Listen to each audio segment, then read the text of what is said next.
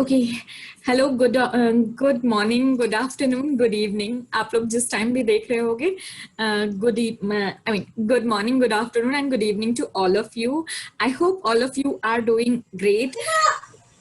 Okay, today I'm very excited to have somebody who is who has been very close to me, in the sense that when I started my career, he's the first person I interviewed.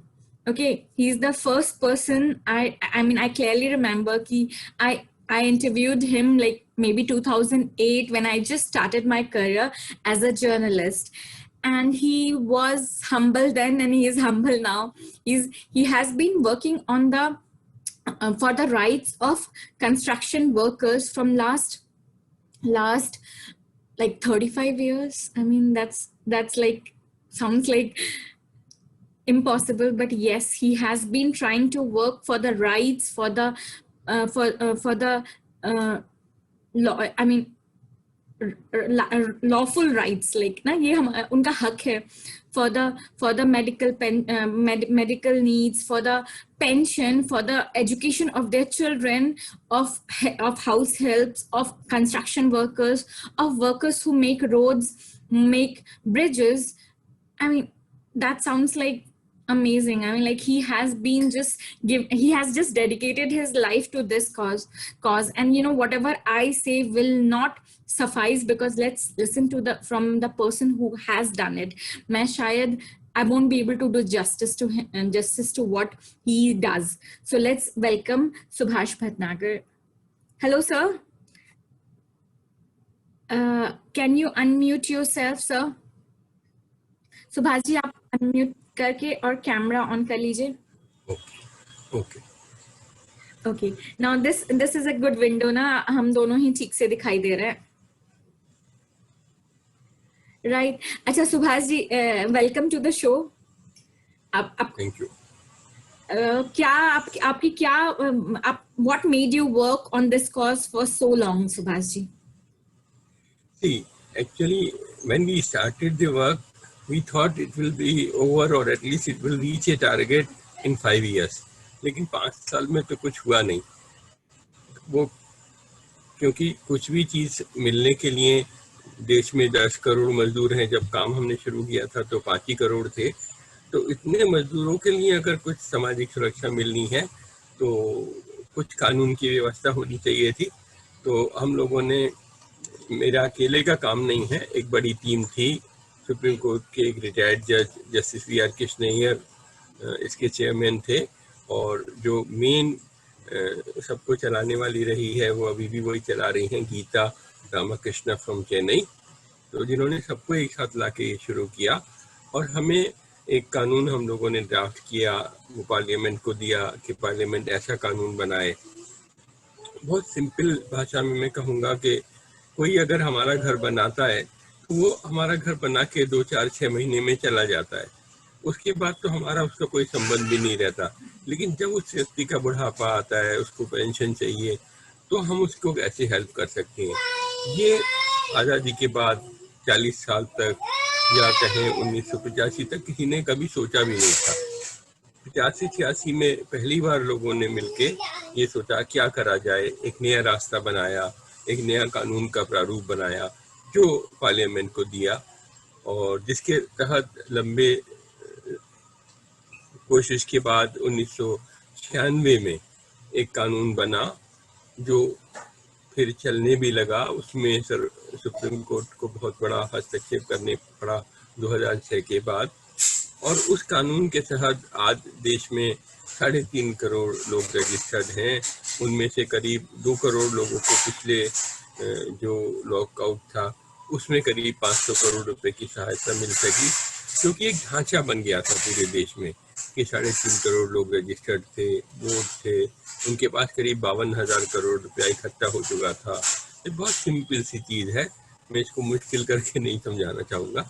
जब कहीं बीच में ध्यान आएगा कि जो कुछ भी आपको कैसे, सॉरी मैंने आपको बीच में कहा था सुभाष जी, मैं ये जानना चाहूंगी सुभाष जी, आपको कैसे ये इच्छा आई, कैसे ये आपको आपने क्या आपको मन में आया कि आपने ये काम शुरू किया था आज से 35 साल पहले? शायद मैं जब स्कूल में पढ़ता था तो मेरे पिताजी डीसीएम में काम करते थे और मैं डीसीएम के स्कूल में पढ़ता था। तो स्कूल जाते आते जो गेट पर मीटिंग होती थी मजदूरों की, एक कॉमरेड बीडी जोशी मीटिंग चलाते थे, तो हम जाते आते बैठ जाते थे, सुनते थे।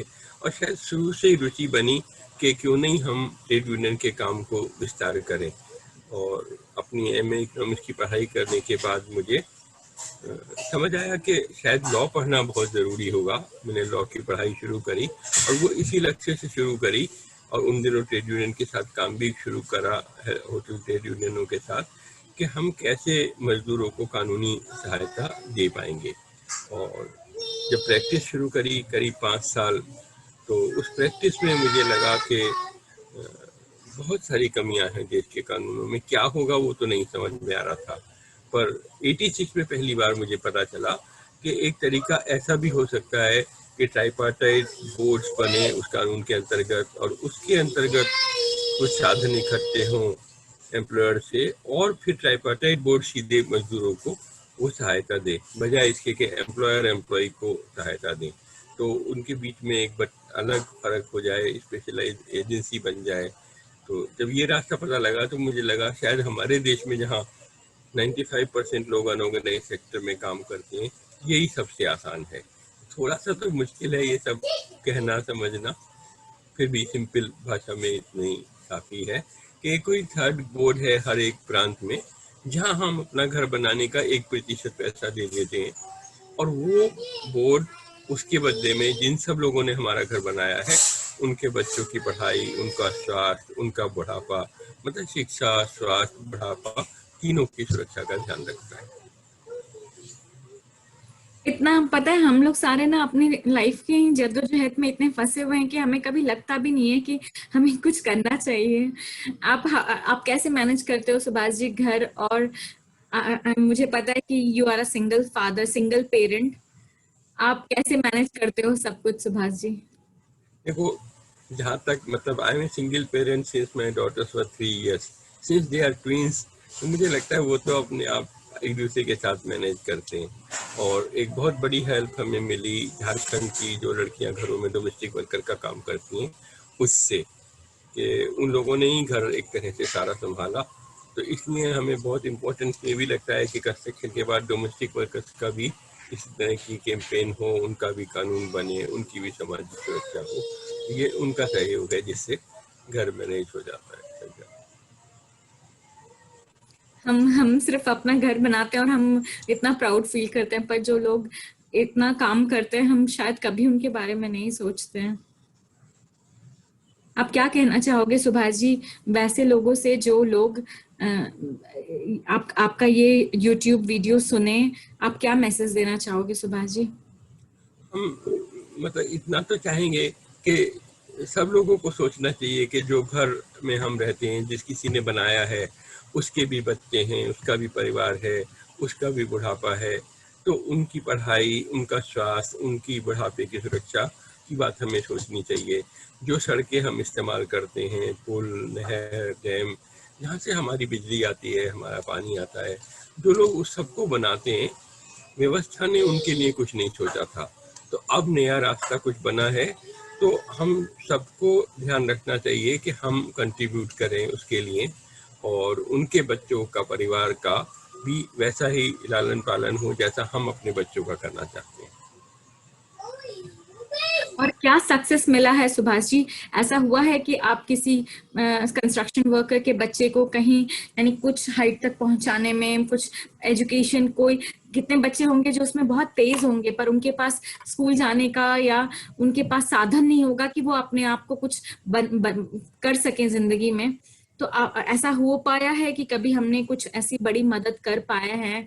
आपने कुछ were you able to make a difference in the life of many workers and children of many workers? Definitely.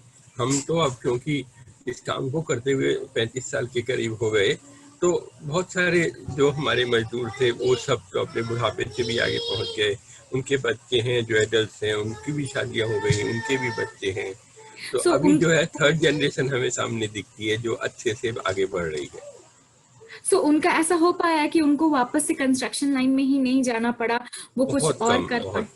बहुत कम बच्चे हैं हमारे निर्माण मजदूरों के जो निर्माण के काम में गए हैं। हालांकि हम चाहते हैं कि निर्माण के काम में जाएं, क्योंकि हमारा तो लक्ष्य था कि निर्माण का काम इतना डिग्निफाइड हो, ऐसा काम हो कि वो इज्जत का काम बने, अच्छा काम बने, अच्छी आमदनी का काम बने।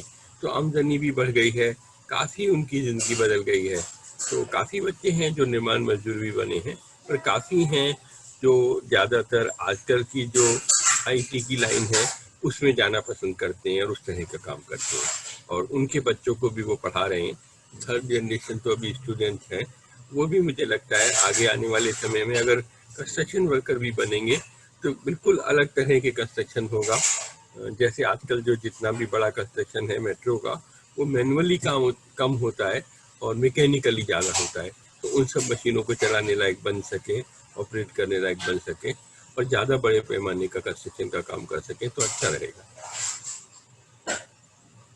वाह, ये बहुत अच्छा है सुभाष जी कि ना इतना आपने सोचा और ये आप लोग कर पा रहे हो, इतने लोग मिलके। Thank you so much Subhash ji. कुछ ऐसा है जो आप बताना चाहते हो, कोई मैसेज? ये इतनी ना 35 साल का अगर आपका जो जर्नी था, आप कुछ बताना चाहोगे कि कैसा रहा, क्या क्या चैलेंजेस क्या क्या रहा, कैसे कैसे आपने मैनेज किया? जितना मुश्किल लगता था उतना मुश्किल नहीं था। डेफिनेटली ये एक इम्पोर्टेंट एफर्ट है जो किसी न किसी को लेना चाहिए, और हम जितना कर पाए हैं हमने करा है। हमें लगता है बाकी आगे के लोगों को, घरेलू कामगारों की लड़ाई को आगे बढ़ाना चाहिए, उनकी कोशिश को बढ़ाना चाहिए। सिक्योरिटी गार्ड्स हैं इतने सारे, उनको बढ़ाना चाहिए। जो दिल्ली में औद्योगिक मजदूर हैं बड़े पैमाने पे, उनमें से शायद ही किसी को सामाजिक सुरक्षा मिलती है, उसको भी बढ़ाना चाहिए। और अब एक नई चीज़ सामने आई है कि सरकार ने जो 44 कानून थे मजदूरों के, उनको समाप्त करके 4 नए लेबर कोड बनाए हैं। सब चीज़ इन 4 कोड में समाहित है।